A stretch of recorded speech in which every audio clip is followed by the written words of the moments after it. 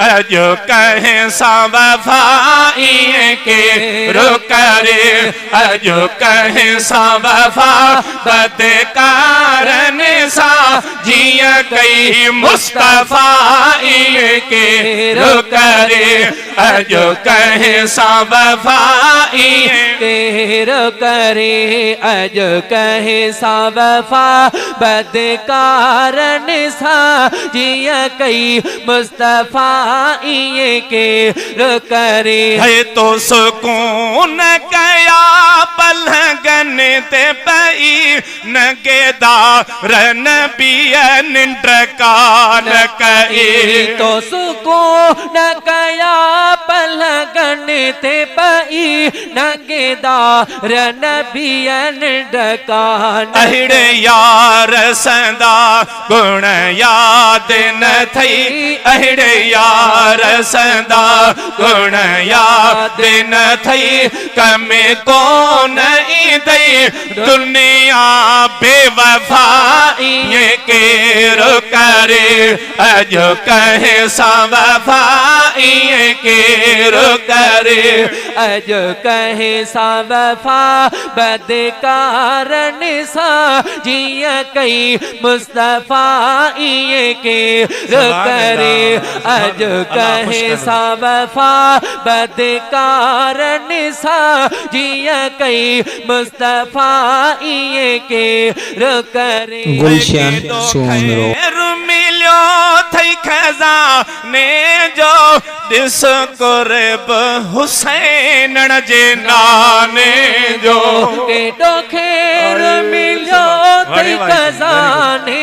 जो दिस कुर्ब हुसैन जे नाने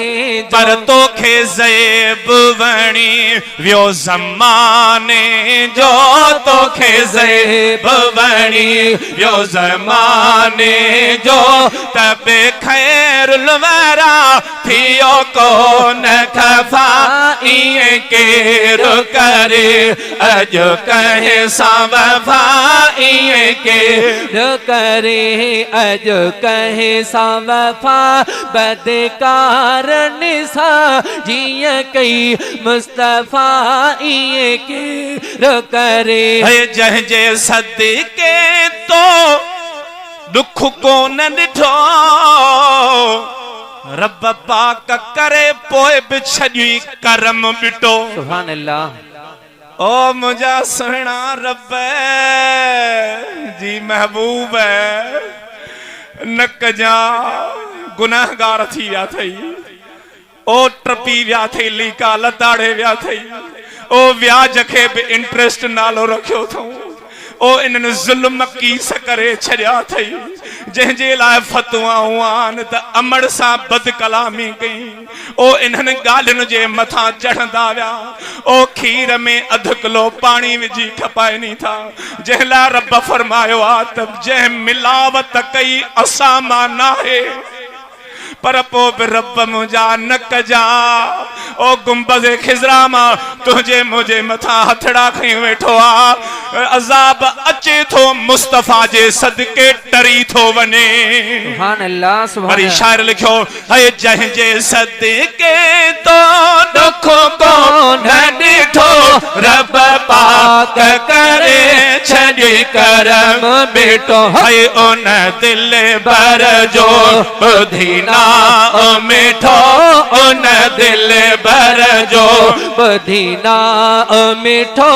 पढ़ो सल्ले अला वेही सौ सौ दफ़ाई के रुकरे ओ अजो कहे सा वफा रुकरे अजो कहे सा वफा बदकारन सा जिया कई मुस्तफा के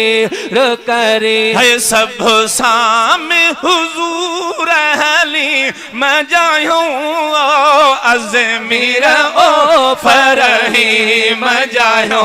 सब साम हुजूर अली मैं जायो ए अज़मीर ओ फरही मैं जायो जहड़ा तहड़ा उन्हीं करी मैं जायो जहड़ा तहड़ा उन्हीं करी मैं जायो शल पंहिंजी कंदो शफादार शफा हाज़िर